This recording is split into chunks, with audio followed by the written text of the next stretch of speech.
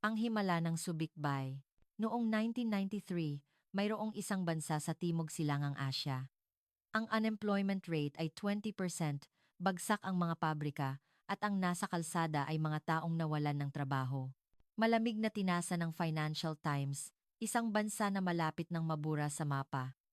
Tinalikuran ito ng Alemanya at umiling ang Hapon. Hindi man lang tumingin ang Pransiya. Lahat ng mauunlad na bansa sa mundo ay nagkaisa, tapos na ang bansang ito. Ngunit, sa mismong sandaling iyon, may tawag na dumating. Kami ang mag-i-invest. Nagulantang ang buong Europa. Hapon. Hindi.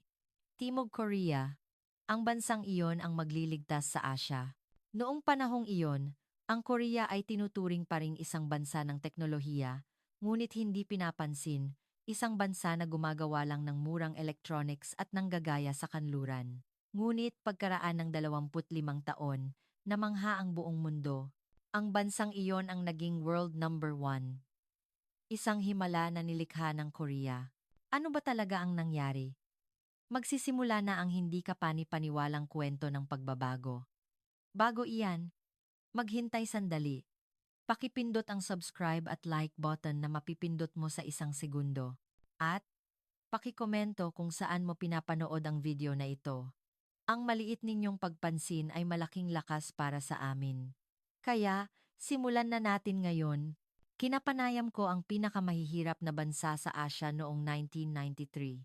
Unemployment rate na 20%, bagsak na pabrika, at mga taong nawalan ng trabaho sa kalsada. Lubos na tinasa ng Financial Times ang bansang iyon. Isang bansa na malapit ng mawala sa mapa. Ngunit pagkaraan ng 10 taon, ang bansang iyon ay naging world number one. Ano ba talaga ang nangyari? Ako si Richard Blake.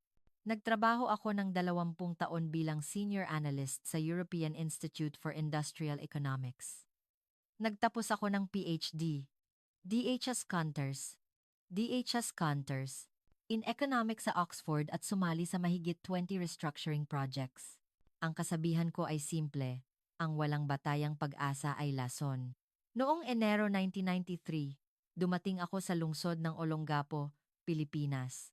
Katatapos lang ng pag-alis ng US Naval Base sa Subic. Ramdam na agad sa paliparan. Lumang terminal, patay na ilaw, walang laman ang paligid. Maging ang hangin ay mabigat. Nagpunta ako upang makita ang mismong lugar. Ito ay isang lokal na pabrika ng piyesa ng sasakyan. Pagbukas ko ng pinto, ang amoy ng kalawang ay sumalubong sa akin. Ang dambuhalang press machine ay hindi gumagalaw, at ang makina ay nababalutan ng pulang kalawang. Ang sahig ay may mantsa ng langis at makapal na alikabok. Sa mesa ng kantin, nakapatong pa rin ang pahayagan 3 taon na ang nakalipas. Isang lugar na tila tumigil ang oras, may isang matandang lalaki na lumapit sa akin. Ang pangalan niya ay Tatay Tomas. Sabi niya, 30 taon siyang nagtrabaho sa pabrikang ito. Nahulog ang kalawang mula sa dulo ng kanyang daliri. Tumanggi ang kumpanya ng Alemanya at Hapon. Iniwan na kami. Sinulat ko sa notebook ko, zero potential for recovery. Walang posibilidad na bumangon. Bumalik ako sa Olongapo at nakipagkita sa isang opisyal ng Economic Department ng lokal na pamahalaan. Nag-alok kami sa Alemanya, sa Pransiya, at sa Hapon. Sinabi namin na ibibigay namin ang lupa ng libre, ngunit lahat sila ay tumanggi. Ang kanyang boses ay puno ng kawalan ng pag-asa. Kinagabihan, ginawa ko ang aking ulat. Ang konklusyon ay malinaw, ang Pilipinas ay industrially irrecoverable, isang bansa na hindi maaaring investan. Ang pagtatasa ng Financial Times ay hindi overstated. Ngunit pagkaraan ng isang buwan, may dumating na kakaibang balita. Isang kumpanya mula sa Timog Korea ang nagbabalak na mag-invest sa Pilipinas. Napatawa ako. Timog Korea? Sa panahong iyon, ang Korea sa isip ko ay isang bansa na gumagawa lang ng murang electronics at nanggagaya sa teknolohiya ng Europa. Ang bansang iyon ang magliligtas sa Europa. Hindi ka panipaniwala. Ngunit nagpatuloy ang ulat. Isang Korean survey team ang dumalaw at nagsimulang makipagnegosasyon sa lokal na pamahalaan. Nagsimula akong magtaka. Ano ba ang nakikita nila? Noong Marso, bumalik ako sa Pilipinas. Sa isang lumang conference room sa Olongapo, nakilala ko sa unang pagkakataon ang South Korean survey team. 6 na Koreano na nakasuot ng itim na suit, mga nasa kalagitnaan ng 40s. Ang tingin nila ay matalim. Hindi sila mukhang pagod. Sa halip, may parang nag-aalab sa kanila. Nagsimula ang pulong. Nanginginig ang boses ng kalihim ng ekonomiya ng Pilipinas. Siya ay nasa gipit na sitwasyon. Pinilit ng kinatawan ng Korea. Kumusta ang kalagayan ng kalsada? Matatag ba ang supply ng kuryente? Nag-alinlangan ang kalihim. Sa sandaling iyon, sinabi ng kinatawan ng Korea, sabay-sabay natin itong gagawin. Hindi ako makapaniwala sa narinig ko. Sabay-sabay na gagawin. Ito ba ay isang negosasyon para sa investment o isang proyekto ng pagliligtas? Pagkatapos ng pulong, nag-cruise ang landas namin ng isang opisyal ng Korea sa hallway. Nagtanong ako, bakit ang bansang ito? Mas maganda ang Thailand, hindi ba?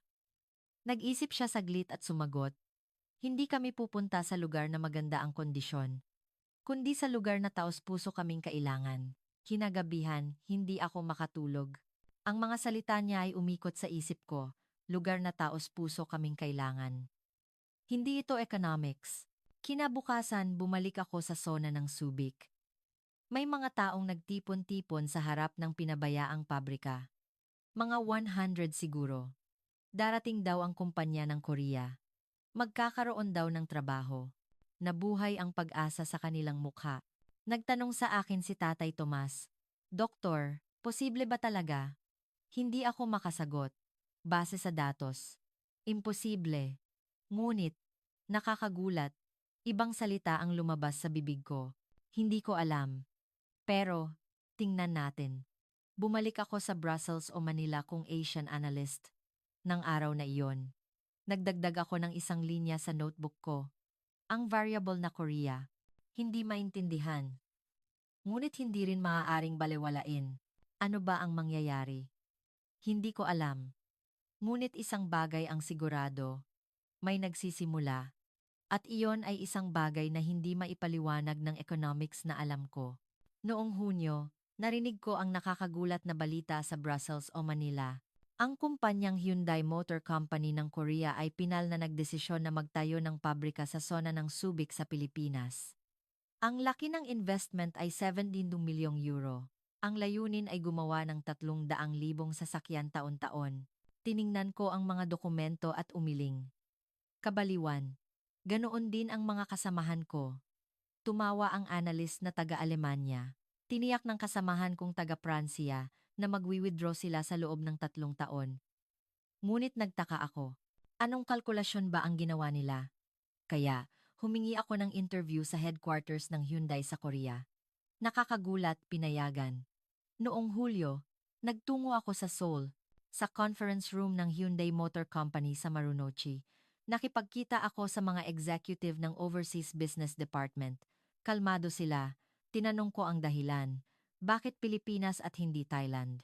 Ang Thailand ay may populasyon na 38 milyon. At ang infrastruktura at market ay mas malaki. Simple ang sagot ng executive. Mas maganda ang objective conditions ng Thailand, pero iba ang nakita namin. Ang pagiging desperado ng Pilipinas. Direktang nakipagnegosasyon si Prime Minister o ang alkalde, gobernador at isinugal ang kapalaran ng bansa.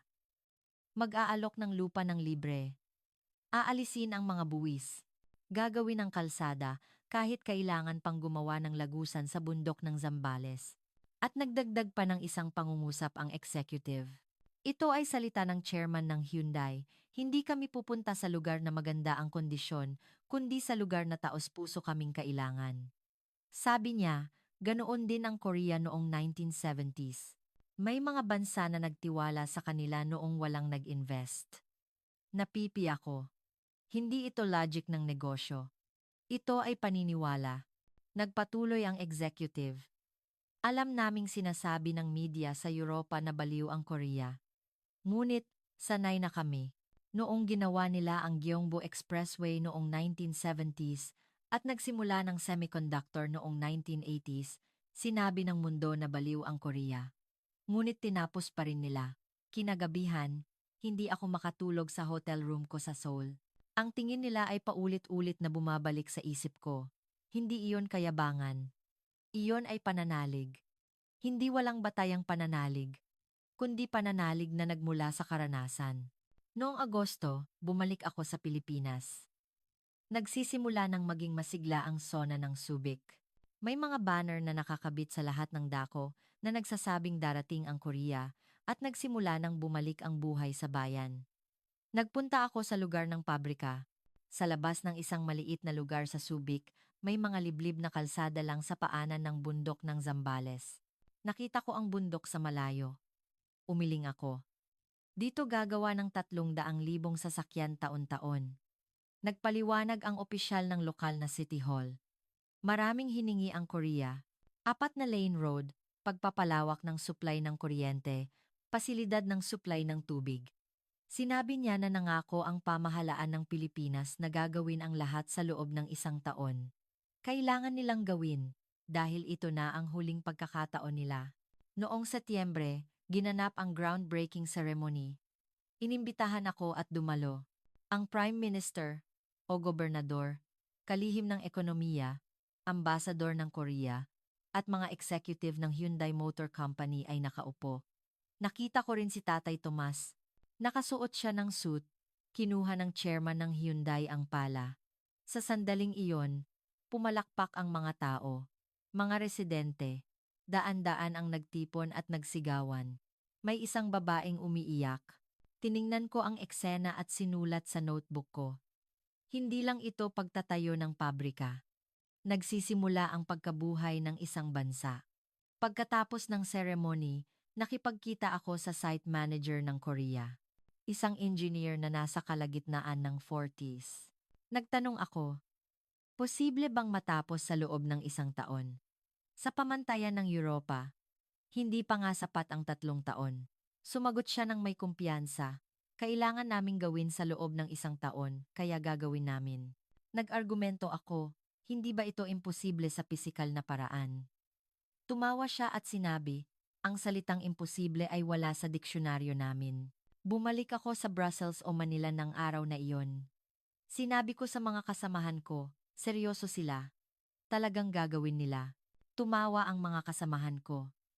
Nalinlang ka ng mga Koreano. Hindi ako sumagot. Sa halip, binuksan ko ang notebook ko. Nakasulat doon, ang paraan ng Korea ay hindi logic, kundi determinasyon. At sa harap ng determinasyong iyon, ang karaniwang kaalaman ng Europa ay bumabagsak. Kaya ba nilang gawin? Hindi ako sigurado. Ngunit isang bagay ang alam ko, hindi sila susuko. At iyon ang pinakanakakatakot na lakas. Pagsapit ng Oktubre, nagsimula ang aktwal na konstruksyon. Bumalik ako sa Subic para makita ang lugar. Ang dating liblib na lugar ay pinasukan ng mabibigat na makina. Ang mga engineer na taga-Korea ay nagsusurvey sa ilalim ng matinding init. Tiningnan ko sila. Nagtatrabaho sila mula ais ng umaga hanggang 10 ng gabi. Walang pahinga. Walang weekend. Isang bilis na hindi maiisip sa pamantayan ng Europa. Sinabi sa akin ng isang Filipino construction worker, parang hindi natutulog ang mga Koreano. Hindi kami makasabay. Tumango ako. Hindi sila mga manggagawa, sila ay gumagalaw na bakal. Nag-isip ako habang bumabalik sa Brussels o Manila ng araw na iyon. Hindi lang ito isang construction project, ang espiritu ng Korea ay inililipat sa lupa ng Asya. Noong Enero 1994, bumalik ako sa Subic. Taglamig, ang temperatura ay bumaba hanggang 20 degrees. Mababa sa Pilipinas, malamig na panahon sa Subic, Olongapo. Karaniwan, ang mga construction sites sa Europa ay nagka-shutdown sa panahong ito. Imposibleng magtrabaho dahil sa snow at lamig. Ngunit, iba ang construction site sa Subic. Pagdating ko ng 5 ng umaga, maliwanag na ang ilaw, naririnig ang ingay ng mabibigat na makina. Hindi ako makapaniwala. Nagko-construct sila sa lamig. Ang mga Korean engineer ay tumatakbo sa paligid ng site na nakasuot ng makakapal na hoodies. Puting usok ang lumalabas sa kanilang hininga. Ang mga Filipino worker ay nagtatrabaho rin kasama nila. Ang mga sentong sa mangbasen asas. Nagbago ang kanilang ekspresyon. Ang kawalan ng pag-asa na nakita ko 3 buwan na ang nakalipas ay nawala at ibang bagay ang pumalit. Hinanap ko ang site manager. Nakabukas ang blueprint sa container office niya. Nagtanong ako, paano kayo nagpapatuloy sa konstruksyon sa ganitong lamig? Simple ang sagot niya, kung titigil kami, hindi kami aabot sa schedule. Kailangan naming tuparin ang pangako. Naglibot ako sa site. Ang mga dambuhalang istruktura ng bakal ay itinayo isa-isa. Sa lugar na wasteland 3 buwan lang ang nakalipas, nagsisimula ng lumabas ang balangkas ng pabrika. Sinulat ko sa notebook ko, hindi ito construction, kundi giyera. Giyera laban sa oras. Pagsapit ng Pebrero, narinig ang nakakagulat na balita. Ang mga cooperating company mula sa Korea ay darating. Mga kumpanya tulad ng Mobis at iba pa. Magtatayo rin sila ng pabrika sa paligid ng Subic. Hindi ko maintindihan. Isang adventure na nga ang Hyundai, sasama pa ang mga cooperating company, hindi ito normal na business decision. Nakipagkita ako sa isang kinatawan. Ipinaliwanag niya, kung pupunta ang Hyundai, pupunta rin kami. Ganyan ang paraan ng industriya ng Korea.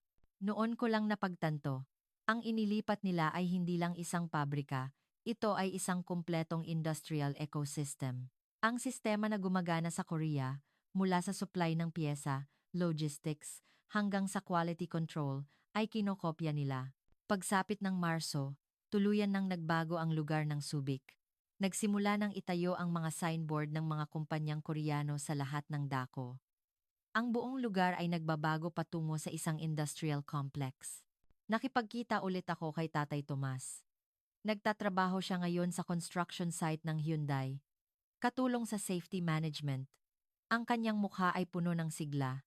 Sabi niya, sa loob ng 30 taon, ngayon lang ako nakakita ng kinabukasan, may maipapasa na ako sa apo ko. Noong Mayo, nasaksihan ko ang isang nakakagulat na eksena. Ang balangkas ng gusali ng pabrika ay natapos. 8 buwan pagkatapos ng groundbreaking. Isang bilis na imposibleng mangyari sa pamantayan ng Europa. Ang pabrika na itinayo ng Volkswagen ng Alemanya sa Czech Republic ay tumagal ng 1 taon at kalahati para lang sa balangkas. Ano ba ang nagtutulak sa mga taong ito? Hindi lang pera ang sagot. Hindi rin karangalan. May isang bagay na mas fundamental ang nagpapagalaw sa kanila. Noong Hulyo, sa wakas, nagsimula ang pag-i-install ng unang production line. Ang mga kagamitan na dinala mula Korea sa barko ay pumasok, dambuhalang press machine, welding robot, painting equipment. Napahinga ako habang pinapanood ang eksena. Sinabi sa akin ng isang Filipino technician, marami kaming natututunan sa mga Koreano. Ibang-iba ang paraan nila. Ang salitang Kaizen, continuous improvement, ay madalas nilang sinasabi. Sa una, hindi ko maintindihan, pero ngayon, sinasabi ko na rin. Ngumiti ako. Ang kultura ng Korea ay inilipat. Hindi lang teknolohiya ang inilipat. Ang saloobin. Ang espiritu. Noong Setyembre, muli akong nagulat. Nagsimula ang test run. Hindi pa nag-iisang taon simula ng mag-groundbreaking. Pumasok ako sa loob ng pabrika. Gumagalaw ang dambuhalang production line. Ingay ng bakal, ingay ng makina, sigawan ng tao. At iyon na ang sandali. Ang unang Hyundai ay umalis sa production line. Isang pilak na sedan. Umugong ang makina. Ang ingay na iyon ay umalingaw-ngaw sa dibdib ko. Hindi lang ito ingay ng makina. Ito ay ang tunog ng puso ng isang bansa na muling tumitibok. Pumalakpak ang mga empleyado ng Pilipinas. May ilang umiiyak. Nagyakapan din ang mga Korean engineer. Tiningnan ko ang eksena at sinulat sa notebook ko, ang himala ay hindi nagsisimula sa tunog ng pagsabog, kundi sa tunog ng makina. Kinagabihan, hindi na ako bumalik sa Brussels o Manila. Nagstay ako sa Subic. Mula sa bintana ng hotel, nakita ko ang ilaw ng pabrika. Gumagana 24 oras. Noon ko lang inamin. Nagkamali ako. Ang Korea ay ginagawang posible ang imposible. Noong unang bahagi ng 1995, narinig ko ang hindi inaasahang balita. May problema sa kalidad sa pabrika ng Hyundai. Sa Subic, ang defect rate ng mga sasakyang ginawa sa simula ay lumampas sa 300. Tumango ako. Ayon na. Ito ang bayad sa pag-prioritize ng bilis. Nag-ingay ang media ng Europa. Iniulat ng Financial Times ang limitasyon ng Korean-style mass production. Mas direkta ang Spiegel ng Alemanya. Magtatapos sa kabiguan ang pagpasok ng Hyundai sa Europa. Sinabi sa akin ng mga kasamahan ko sa opisina sa Brussels. O Manila, kita mo, ganyan talaga ang mangyayari. Hindi ako nag-argumento. Ang datos ay panig sa kanila. Ngunit nagtaka ako. Paano kaya tutugon ang mga Koreano? Noong Marso, bumalik ako sa Subic. Mabigat ang atmosfera sa pabrika. Kumalat ang pangamba sa mga empleyado ng Pilipinas. May ilang lokal na technician na nagretiro. Ang dahilan ay masyadong mabilis ang paraan ng pagtatrabaho ng Korea. Hindi bagay sa kultura namin. Nakita rin ang senyales ng labor management conflict. Naglakad ako sa loob ng pabrika. Tumigil ang production line. Sinusuri ng mga Korean engineer ang bawat defective vehicle. Madilim ang kanilang ekspresyon, ngunit iba ang kanilang tingin. Hindi sila sumuko. Noong Abril, dumating ang emergency dispatch team mula sa headquarters ng Korea. 20 quality control experts. Tiningnan ko sila. Nagsimula silang magtrabaho sa gabi ng pagdating nila. 2:00 ng umaga, napadaan ako sa pabrika at nakita ko ang ilaw. Pagpasok ko, ang mga Korean engineer ay nagkakalaskas ng production line. Sinusuri, sinusukat, at inirerehistro ang bawat isa. Nagtatrabaho sila ng walang tulog. Nagtanong ako sa isang engineer, bakit nyo ginagawa ito ng ganito kahusay? Simple ang sagot niya, kailangan naming tuparin ang pangako. Dahil nagtiwala sa amin ang mga Pilipino. Mula Mayo, nagsimula ang pagbabago. Nagsimulang bumaba ang defect rate, mula 30% hanggang 20%. Muli, bumaba sa 10%. Noong Hunyo, bumaba sa 5%. Noong Hulyo, ang defect rate ay 3%, mas mababa pa sa average ng Europa. Hindi ko maitago ang aking pagkamangha. Paano nila ginawa? Nakipagkita ako sa team leader ng quality control. Ipinaliwanag niya, hindi namin inayos ang problema, kundi binago ang sistema. Sinabi niya na ipinadala nila ang mga empleyado ng Pilipinas sa Korea para sa muling pagsasanay, at nagdagdag pa ng isa. Ang mga Korean manager ay direktang nagtrabaho sa site, hindi umupo at nag-utos, kundi nakipagpawis kasama sila. Iyon daw ang nakagalaw sa puso ng mga empleyado ng Pilipinas. Nang marinig ko ang salitang iyon, naisip ko, hindi ito problema ng teknolohiya. Ito ay problema ng tiwala. Noong Agosto, nasaksihan ko ang isang nakakagulat na eksena. Hindi nila kami tinalikuran. Ang mga conflict ay nalinis.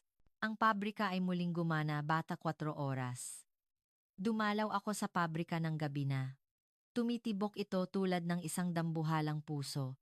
Ingay ng bakal, ingay ng makina, sigawan ng tao. Sinulat ko sa notebook ko ng araw na iyon. Hindi inayos ng mga Koreano ang imposible, kundi tinanggihan ang imposible. Para sa kanila, ang krisis ay hindi katapusan, kundi simula. Noong Setyembre, nagsimulang magbago ang diskurso ng media ng Europa. Iniulat ng Financial Times ang pagbangon ng Hyundai Subic. Nagsimulang bigyan ng pansin ng media ng Alemanya ang Korean-style quality management. Bumalik ako sa Brussels o Manila. Nagtanong ang mga kasamahan ko, paano sila nakabawi ng ganoon kabilis? Sumagot ako, hindi nila inayos ang problema, kundi binago ang kultura. Iyan ang paraan ng Korea. Noon ko lang napagtanto, nagsimula akong magduda sa aking kayabangan. Ang logic ng kanluran na pinaniniwalaan ko sa buong buhay ko ay nayanig. Tinanggihan ng Korea ang aking kaalaman. At iyon ay tama. Noong Hunyo, 1996, nakatanggap ako ng espesyal na imbitasyon. Ang formal na shipment ceremony ng Hyundai Subic Factory. 3 taon, pagkatapos ng groundbreaking. Isang bilis na imposibleng mangyari sa pamantayan ng Europa. Nagtungo ako sa Subic. Ramdam na ang pagbabago mula sa paliparan. Ang dating luma at madilim na bayan ay naging masigla. May mga bagong gusali na itinayo sa kalsada at nagbukas ang mga tindahan. Pagdating ko sa lugar ng shipment ceremony, napahinga ako. Ang dambuhalang gusali ng pabrika ay nagniningning sa sikat ng araw. Daan-daang natapos na sasakyan ang nakahanay sa parking lot. Ginto, asul. Lahat ay sasakyang ginawa sa Pilipinas. Libu-libong tao ang nagtipon sa seremony. Ang Prime Minister o Gobernador, kalihim ng ekonomiya, kinatawan ng European Union. Nakasuot siya ng malinis na suit at nakatayo kasama ang kanyang pamilya. Umakyat sa podium ang chairman ng Hyundai. Maikli lang ang sinabi niya, nagtiwala sa amin ang Pilipinas. Isang karangalan na masagot namin ang tiwalang iyon. Pagkatapos ng translation, pumalakpak ang mga tao. Isang malakas na palakpakan. At dumating ang sandali. Ang unang natapos na sasakyan ay umalis sa production line at pumasok sa ceremony venue. Umalingaw-ngaw ang ingay ng makina. Narinig ko ang tunog na iyon at naalala ko ang 3 taon na ang nakalipas. Ang paanan ng bundok, ang kalawangin na pabrika, ang mga taong nalulunod sa kawalan ng pag-asa. Tumayo ang mga empleyado ng Pilipinas. Bumuhos ang palakpakan. At may ilang umiiyak. May isang babae na nagsabi sa tabi ko, ang anak ko ay nagtatrabaho sa pabrikang iyon. Hindi ko naisip iyan 3 taon na ang nakalipas. Tiningnan ko ang eksena at sinulat sa notebook ko. Hindi lang ito isang pabrika, kundi pagtatayo ulit ng isang bayan. Ang pagkabuhay ng isang bansa. Pagkatapos ng shipment ceremony, sumali ako sa factory tour. Naglalakad ako sa production line at hindi ko maitago ang aking pagkamangha. Lahat ay gumagana ng perpekto. Press, welding, painting, assembly. Gumagalaw ito ng walang pagkakamali. Nagpaliwanag sa akin ng isang batang Filipino technician, natuto ako sa Korean mentor. Sa una, mahirap makasabay. Pero ngayon, kaya na rin namin. Ang kanyang ekspresyon ay puno ng pagmamalaki. Nagtanong ako, ano ang pinakamaraming natutunan mo sa mga Koreano? Nag-isip siya saglit at sumagot, ang espiritu ng Kaizen. Ang paniniwala na walang imposible. Tumawa ako. Ang kultura ng Korea ay lubos ng nag-ugat. Hindi lang teknolohiya ang inilipat, ang espiritu, ang saloobin, ang values. Noong Hulyo, inilabas ang isang nakakagulat na datos. Ang unemployment rate ng Subic ay bumaba sa 5%. Ang numerong iyon ay 20% 3 taon na ang nakalipas. Salamat sa pabrika ng Hyundai. 3,000 direct employees. Kasama ang mga cooperating company, mahigit 10,000 jobs ang nalikha. Nabuhay muli ang lokal na ekonomiya. Nagtayo ng mga tindahan, nagbukas ng mga restaurant, nagtayo ng mga paaralan, pinalawak ang mga ospital. Ang lugar ng Subic ay hindi na isang mahirap na probinsya. Nagbabago ito patungo sa isang industrial city. Noong Agosto, nakipagkita ulit ako kay Tatay Tomas. Siya ngayon ang safety manager ng pabrika ng Hyundai. Umupo kami sa isang cafe malapit sa pabrika. Isang cafe na wala pa 3 taon na ang nakalipas. Sinabi ni Tatay Tomas, niligtas kami ng Korea. Noong tinalikuran kami ng Europa, inabot ng Korea ang kamay nila, nanginginig ang kanyang boses. Ang apo ko ay papasok sa kolehiyo ngayon. Gusto niyang maging engineer. Nang marinig ko ang salitang iyon, naramdaman ko ang init sa dibdib ko. Hindi lang ito tagumpay sa ekonomiya. Nagbago ang buhay ng mga tao. Nagkaroon ng kinabukasan, noong Setyembre, inanunsyo ng pamahalaan ng Pilipinas. Ang GDP growth rate ay umabot sa 7%, higit sa doble ng national average. Nagsimulang bigyan ng pansin ng media ng Europa. Naglathala ang Financial Times ng isang feature article. Ang pamagat ay The Korean Style Industrial Miracle, Reproduced in Asia. Sumunod din ang Spiegel ng Alemanya, at iniulat na ang Korean model ay isang bagong paradigm. Tiningnan ko ang artikulo at naisip ko, 3 taon na ang nakalipas, ang desisyon na pinagtatawanan ko, ang pagpipilian na akala ko ay kabaliwan, ay tama. Bumalik ako sa Brussels o Manila at gumawa ng ulat. Simple ang pamagat. Korea, bagong pag-asa ng industriya sa Asya. Nagulat ang mga kasamahan ko. Hindi ko alam na ganyan ang isusulat mong ulat. Sumagot ako. Makikita mo, kung makikita mo ang site. May mga bagay na hindi nakikita sa datos. Hindi nag-export ang Korea. Naghatid sila ng pag-asa. Kinagabihan, binuksan ko ang notebook ko. Nakasulat doon, ang himala ay hindi nagsisimula sa tunog ng pagsabog, kundi sa tunog ng makina. At ang tunog ng makinang iyon ay umaalingaw pa rin sa paligid ng Subic. Setyembre 2008. Nayanig ang mundo. Nag-bankrupt ang Lehman Brothers at sumiklab ang global financial crisis. Tinitingnan ko ang balita sa opisina ko sa Brussels o Manila at kinabahan ako. Akala ko, sa pagkakataong ito, walang makakatakas. Oktubre. Nagsimulang bumagsak ang automotive industry ng Europa. Inanunsyo ng Opel ng Alemanya ang production cut at isinasaalang-alang ng Peugeot ng Pransiya ang pagsasara ng pabrika. Tinanggal ng Fiat ng Espanya ang 30% ng mga empleyado. Natakot ang buong Europa. Nag-alala ako. Ano ang mangyayari sa Pilipinas? Makakayanan ba ng Hyundai? Baka ang himalaan ng at taon na ang nakalipas ay babagsak sa pagkakataong ito. Nobyembre. Nagtungo ako sa Subic. Ang paliparan ay tahimik at ang bayan ay madilim. Ang anino ng recession ay bumagsak. Nagpunta ako sa pabrika ng Hyundai. Ang mga natapos na sasakyan sa parking lot ng pabrika ay mas marami kaysa dati. Mga sasakyang hindi nabibili. Napabuntong hininga ako. Ayon na. Sa pagkakataong ito, hindi na. Ngunit hindi tumigil ang pabrika. Ang production line ay gumagalaw pa rin at ang mga empleyado ay nagtatrabaho. Nagtaka ako. Lahat ng ibang pabrika ay nag-cut ng production. Bakit nagpapatuloy ang Hyundai? Nakipagkita ako sa plant manager. Ipinaliwanag niya, utos ng headquarters ng Korea, huwag mag-cut ng production, protektahan ang mga empleyado, imposible sa ekonomiya. Ang demand ay bumagsak, ngunit pinapanatili ang production, mag-iipon lang ng inventory. Nagtanong ako, bakit kayo gumawa ng ganoong desisyon? Sumagot ang plant manager, ang Korea, kapag nahaharap sa krisis, inuuna ang tao. Mas pinipili ang pagtupad sa pangako kaysa tubo. Iyon mismo ang dahilan kung bakit pinili ang Pilipinas 12 taon na ang nakalipas. Disyembre. Narinig ang nakakagulat na balita. Inanunsyo ng Hyundai na pananatilihin nito ang trabaho ng lahat ng empleyado sa Pilipinas. Lahat ng 3,000 tao. Walang salary cut. Ito lang ang nag-iisa sa Europa o Asya. Nag-ingay ang media ng Pilipinas. Puno ng artikulo na may pamagat na ang katapatan ng kumpanya ng Korea. Ang Volkswagen ng Alemanya ay nagtanggal ng 2,000 tao sa pabrika nito sa Czech Republic, ngunit walang tinanggal ang Hyundai ng Korea. Nakipagkita ako sa mga empleyado sa harap ng pabrika. Sinabi ng isang lalaking nasa kalagitnaan ng edad, hindi kami tinalikuran ng Korea.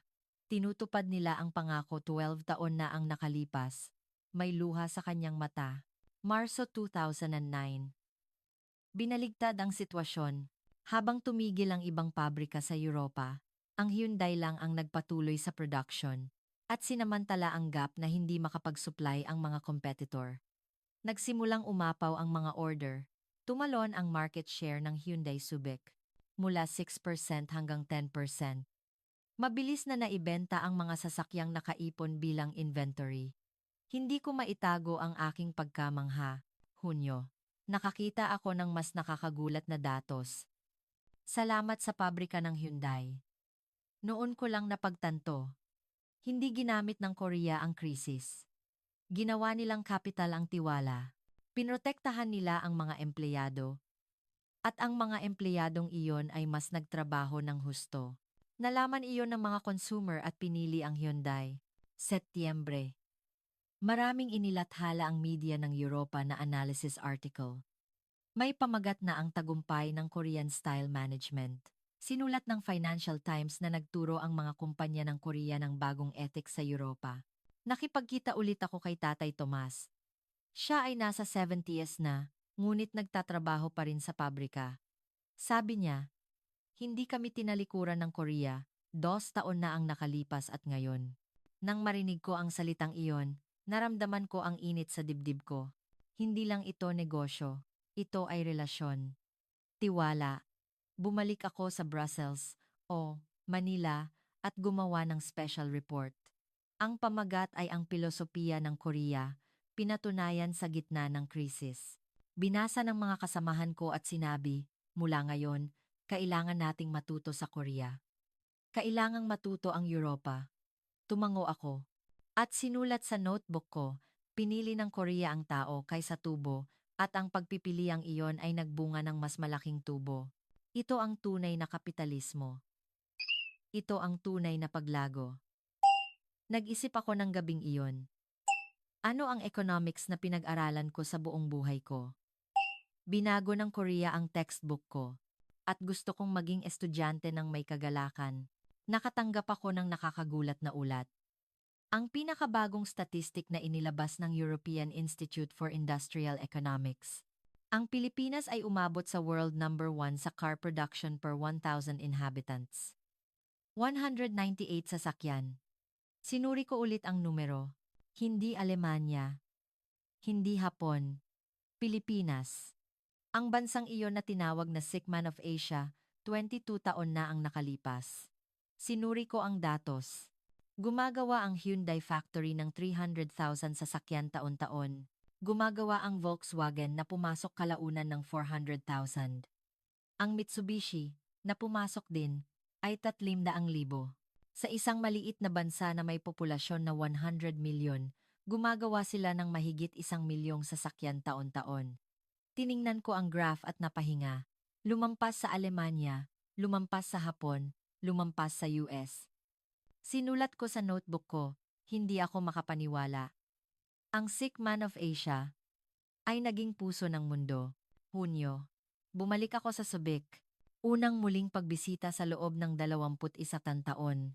Nagulat ako mula sa paliparan. Ang dating luma at madilim na terminal ay naging modernong gusali. At ang 4 na lane expressway ay humantong sa loob ng lungsod. Ang lungsod ng Subic ay tuluyan ng nagbago. Ang dating madilim at tahimik na kalsada 22 taon na ang nakalipas ay maliwanag at masigla. May mga modernong shopping mall na itinayo, at nakahanay ang mga cafe at restaurant. Ang mga kabataan ay naglalakad sa kalsada. Nagtungo ako sa lugar ng dating pabrika. Ang lugar na wasteland 22 taon na ang nakalipas ay naging isang dambuhalang industrial complex. Nakahanay ang 12 ng gusali ng mga cooperating company sa paligid ng pabrika ng Hyundai. Ang laki ng pabrika ay labis na lumaki. Mukha itong 3 beses ng unang gusali 22 taon na ang nakalipas. Libu-libong natapos na sasakyan ang siksik sa parking lot at ang mga trailer ay walang tigil na lumalabas at pumapasok. Nag-apply ako para sa factory tour.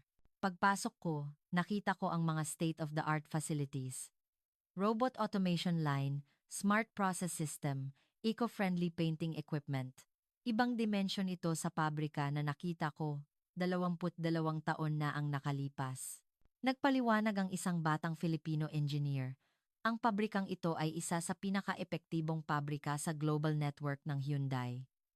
Ang headquarters sa Korea ay dumarating din para mag-benchmark. Hindi ko maitago ang aking pagkamangha. Ang bansang dumating para matuto ay ngayon ang bansang nagtuturo. Dumalaw ako sa Technical University sa lungsod. Isang paaralan na wala pa 22 taon na ang nakalipas. Ang mga estudyante ng automotive engineering ay nagkakalaskas ng makina sa laboratory. Sinabi ng professor, karamihan sa mga graduate ay pumupunta sa Hyundai o mga cooperating company. Ang employment rate ay 95%. Nagtanong ako sa isang estudyante, bakit automotive engineering ang pinili mo? Tumawa siya at sumagot, ang lolo ko ay nagtrabaho sa Hyundai, ang tatay ko ay nagtatrabaho sa Hyundai. Natural lang na pupunta rin ako sa Hyundai. Nang marinig ko ang salitang iyon, napagtanto ko, hindi lang ito isang pabrika. Ito ay naging tradisyon na ipinapasa sa mga henerasyon. Ang buhay ng isang pamilya ay naging identidad ng isang bayan.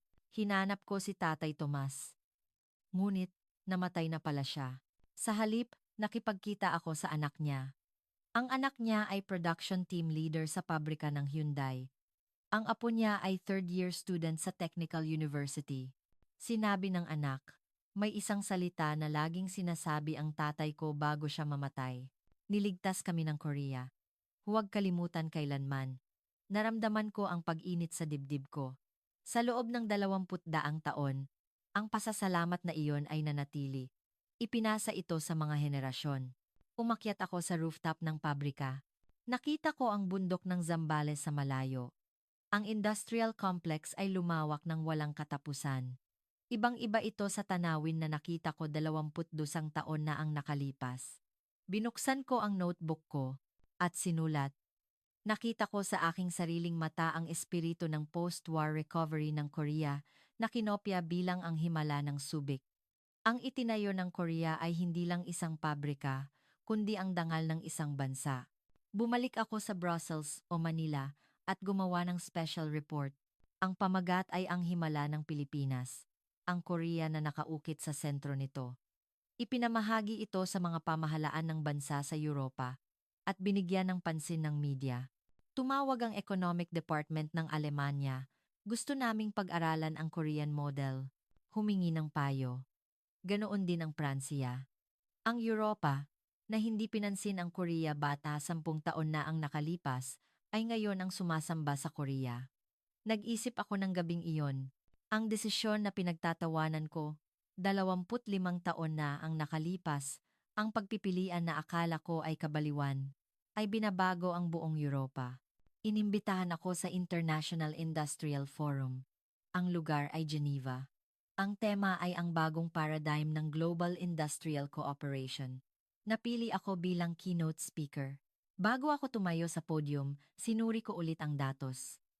Ang himala na nilikha ng Korea sa Pilipinas ay kumalat na ngayon sa lahat ng dako ng mundo. Thailand. Nagtayo ang Sony ginawa kong Koreano o Hapon na sumunod ng dambuhalang industrial complex sa Northern Thai. Ito ay bumubuo ng 25% ng export ng buong Thailand. Sinusuportahan ng isang kumpanya ang ekonomiya ng isang bansa, Poland. Pumasok ang battery factory ng Panasonic ginawa kong Koreano o Hapon na sumunod at ang lugar ay naging sentro ng battery industry ng Europa. Pumasok din ang advanced technology ng Korea, United Arab Emirates. Ang nuclear power plant na may teknolohiya ng Korea ay natapos. Gumawa ng kuryente sa gitna ng disyerto, binabago ang energy map ng Middle East. Tumayo ako sa podium. Mahigit 50 bansa ang nakaupo sa audience. Kinuha ko ang mic at sinabi, hayaan niyo akong ikuwento ang kuwento na nagsimula. 25 taon na ang nakalipas sa Pilipinas. Naalala ko ang unang pagbisita noong 1993. Ang kalawangin na pabrika, ang mga taong nawalan ng pag-asa, ang bansang walang pumapansin. At ikinuwento ko ang sandali na inabot ng Korea ang kamay. Nag-focus ang audience. Nagpatuloy ako. Pinili ng Korea ang lugar na taos puso silang kailangan, hindi ang lugar na maganda ang kondisyon. Pinili nila ang tao, kaysa tubo. Tinupad nila ang pangako sa panahon ng krisis, at ipinakita ko ang resulta. Ang Pilipinas ay naging world number 1 sa car production, ang Thailand ay naging global electronics industry hub, at ang Poland ay naging core ng European defense industry. Binuo ko sa isang pangungusap. Hindi nag-export ang Korea ng pabrika. Ipinamahagi nila ang pag-asa. Hindi nila ibinenta ang teknolohiya. Ibinahagi nila ang sibilisasyon. Pumalakpak ang mga tao. Standing ovation. Naalala ko ang 25 taon na ang nakalipas. Noong pinagtatawanan ako ng mga kasamahan ko, noong sinabi nila na baliw ang Korea. Pagkatapos ng presentation, maraming kinatawa ng bansa ang lumapit.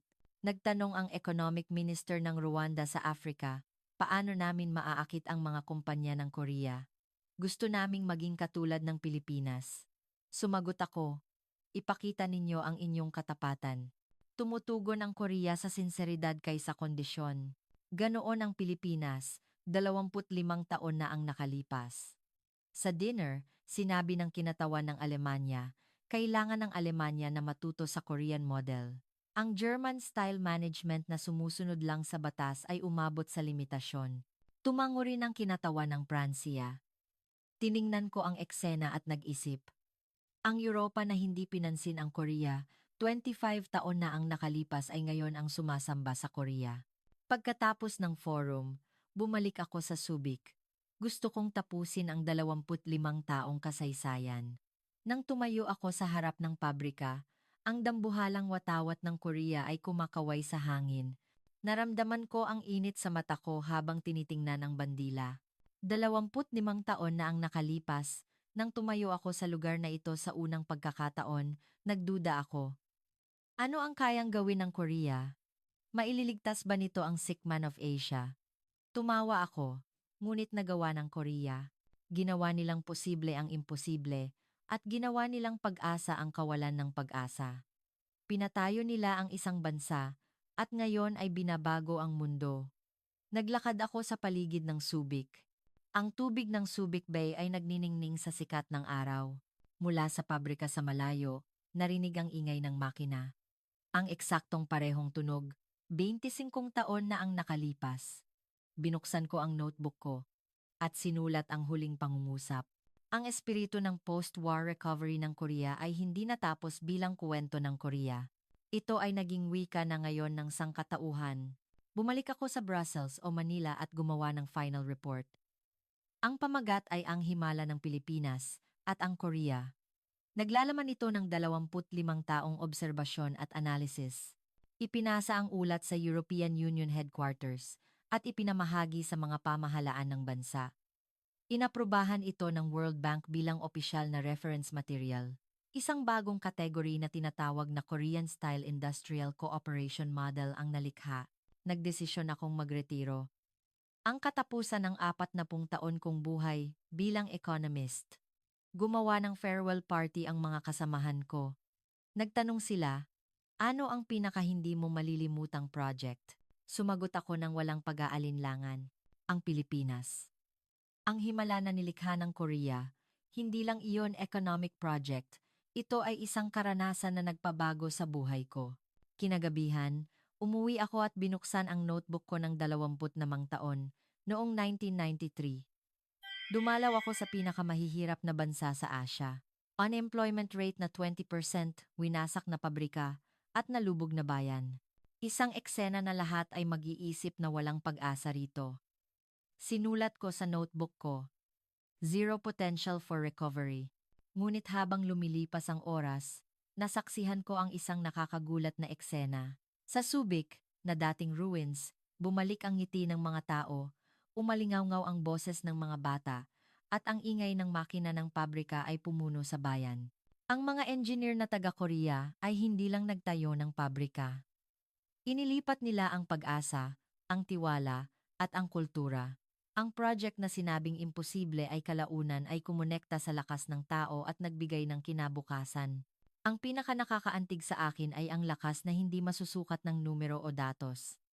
Kahit may problema sa kalidad, hindi sumuko ang Korean team.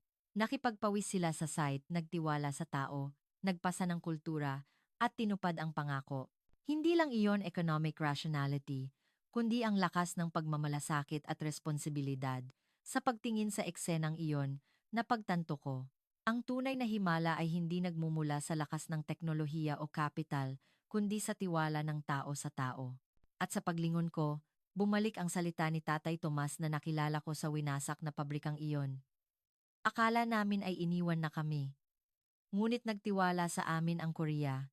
Ang isang salitang iyon ang simula ng kuwento na nagbalik ng apoy ng pag-asa mula sa kailaliman ng kawalan ng pag-asa.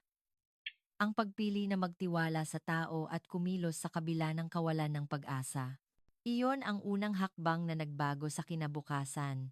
Ngayon, ang Pilipinas ay nangunguna sa car production sa mundo, at ang lokal na ekonomiya ay nabuhay.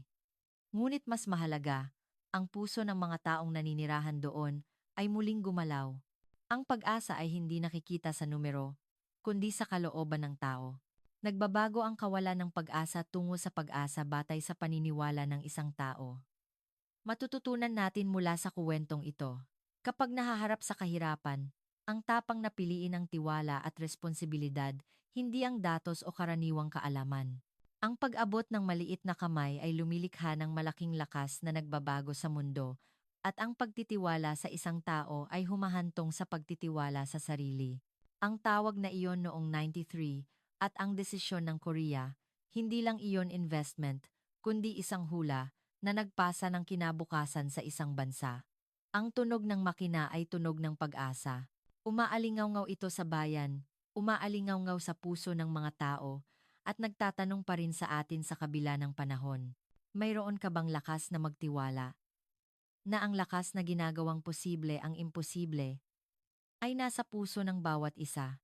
At ang kahirapan na nasa harap natin ngayon ay magbabago tungo sa kinabukasan sa pamamagitan ng pagkilos at tiwala. Kaya, piliin ang maliit na pag-asa ngayon. Magtiwala sa isang tao at iabot ang iyong kamay. Ang isang hakbang na iyon ay humahantong sa himala bukas.